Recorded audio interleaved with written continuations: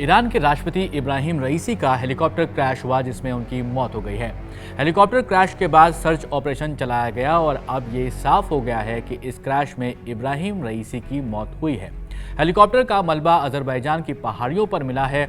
इस हादसे में ईरान के विदेश मंत्री हुसैन अमीर अब्दुल्लाहियान समेत 9 लोग सवार थे और इसमें सभी लोगों की मौत हो गई है। इसकी खबर सामने आ गई है। यह हादसा तब हुआ जब ईरान के राष्ट्रपति रईसी अजरबैजान और ईरान के बॉर्डर पर एक डैम यानी कि बांध का उद्घाटन करने के बाद वापस लौट रहे थे। ईरान के स्टेट मीडिया IRNA के मुताबिक यह हादसा वर्जेगान शहर के पास एक उजी नाम का गांव है वहीं पर हुआ था। अब इन सब खबरों के बीच हमें ये सब भी जानना ज़रूरी है कि ईरान के राष्ट्रपति और सर्वोच्च नेता यानी कि जो सुप्रीम लीडर होते हैं उनके पास क्या पावर्स होती हैं। इस वक्त ईरान के सुप्रीम लीडर आयतुल्ला अली खamenei हैं। इस वीडियो में जानने की कोशिश करते हैं कि ईरान के लीडर्स के पास क्या पावर्स होती हैं। इस वीडियो में आगे बढ़ें उससे पहले आप हमारे चैनल को यूट्यूब पर ज़रूर सब्सक्राइब कर लीजिए। इंस्टाग्राम या फिर फेसबुक पर आप हमें देख रहे हैं तो स्विच को ज़रूर फॉलो कर लें। मेरा नाम है सैयद सोबान, आप देख रहे हैं स्विच। जब भी ईरान की खबरों की चर्चा होती है तो आपको ये 2 चेहरे नजर आते हैं। एक हैं सैयद अली हुसैनी खamenei जिनको हम आयतुल्ला अली खamenei के नाम से जानते हैं और दूसरे हैं सैयद इब्राहिम रईसोल सदाती जिन्हें आमतौर पर इब्राहिम रईसी के नाम से जाना जाता रहा था। आयतुल्ला अली खamenei ईरान के सुप्रीम लीडर हैं और इब्राहिम रईसी जिनकी हेलीकॉप्टर हादसे में मौत हुई है वो ईरान के प्रेसिडेंट यानी कि राष्ट्रपति थे। ईरान में सबसे ज़्यादा शक्ति सुप्रीम लीडर के पास ही होती है और जैसा हमने आपको पहले बताया वो हैं आयतुल्ला अली खamenei।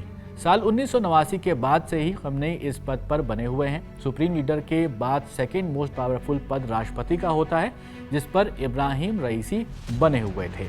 सबसे पहले ईरान के सुप्रीम लीडर की पावर्स को समझते हैं। साल 1979 में ईरान एक इस्लामिक गणराज्य के रूप में उभरता है। इसकी स्थापना होती है। ईरान के स्थापना के बाद से ही अभी तक बस 2 ही ऐसे लीडर्स हैं जो इस पद पर रहे हैं। ईरानियन रेवोल्यूशन के जनक माने जाने वाले आयतुल्ला रुहुल्लाह खamenei पहले थे और आयतुल्ला अली खamenei दूसरे जो अभी भी इस पद पर बने हुए हैं।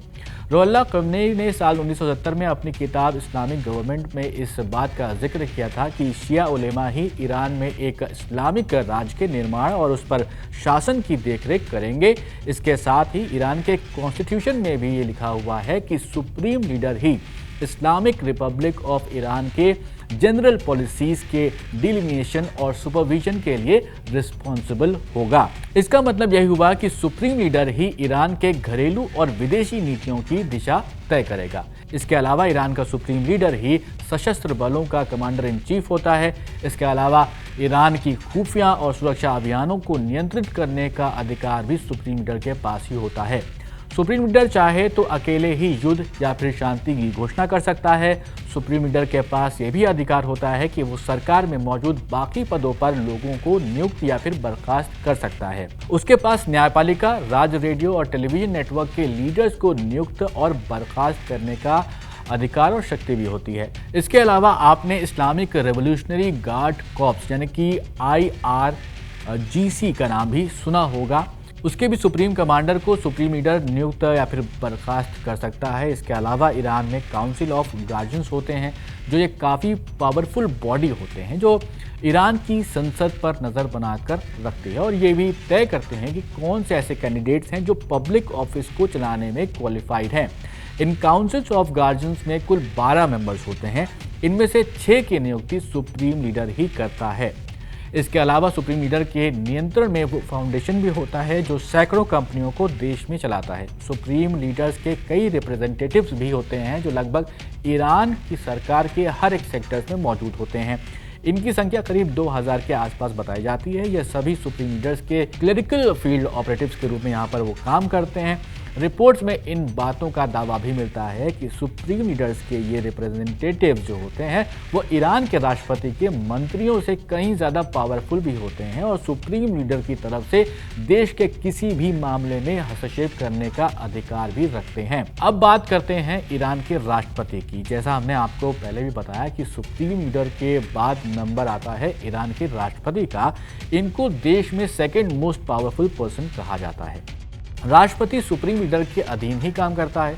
सुप्रीम लीडर्स को एक्सपर्ट चुनते हैं तो राष्ट्रपति को जनता के वोटों के जरिए चुना जाता है। 4 साल का कार्यकाल यहाँ पर होता है उनका, और राष्ट्रपति देश की प्लानिंग और बजट, इसके साथ ही देश के प्रशासनिक और सिविल सेवा मामलों के लिए सीधे जिम्मेदारी उसकी होती है। स्टेट लेवल के मेडल और अवार्ड्स भी राष्ट्रपति के द्वारा ही दिए जाते हैं। इसके अलावा राष्ट्रपति कैबिनेट और सरकार को हेड करता है। इसके अलावा आप देखें तो जिम्मेदारियों में उसके काउंसिल ऑफ नेशनल सिक्योरिटी को हेड करना भी शामिल है। वाइस प्रेसिडेंट को चुनने का अधिकार भी इसके पास होता है। विदेशी राजदूतों को दूसरे देशों में भेजना और बाकी देशों से आने वाले राजदूत हैं उनको रिसीव करना भी राष्ट्रपति की जिम्मेदारी में से एक होता है। और इसके अलावा अगर आप देखें तो president council of cultural revolution का वो हेड भी होता है, जो राष्ट्रपति ईरान का होता है। उनके बारे में हम यहाँ पर बात कर रहे हैं। राष्ट्रपति की मृत्यु या फिर बर्खास्तगी या फिर त्यागपत्र या फिर 2 महीने से ज़्यादा के वक्त तक चलने वाली उनकी बीमारी होती है, उसके मामले में यहाँ पर उपराष्ट्रपति उनकी जिम्मेदारियों को संभालता है। नए राष्ट्रपति को पहले सुप्रीम लीडर की मंजूरी लेनी होती है। उपराष्ट्रपति की जिम्मेदारी होती है कि वो पद पर नियुक्ति होने के बाद यहाँ पर 50 दिनों के अंदर नए राष्ट्रपति के चुनाव को आयोजित कराए। अब इस केस में देखा जाए तो ईरान के उपराष्ट्रपति यानी कि वाइस प्रेसिडेंट मोहम्मद मुख्बर थे और उनको इंटरिम प्रेसिडेंट बना दिया गया है ईरान का। अब 50 दिनों के अंदर यहाँ पर फिर से चुनाव कराए जाएंगे, उसके बाद फिर से प्रेसिडेंट चुना जाएगा। आई होप कि आपको ईरान के दोनों लीडर्स की पावर में डिफरेंस समझ में आ गया होगा। ये वीडियो आपको कैसा लगा ज़रूर कमेंट बॉक्स में हमें बताइएगा, और ऐसे ही वीडियोज़ देखने के लिए कीप वॉचिंग स्विच।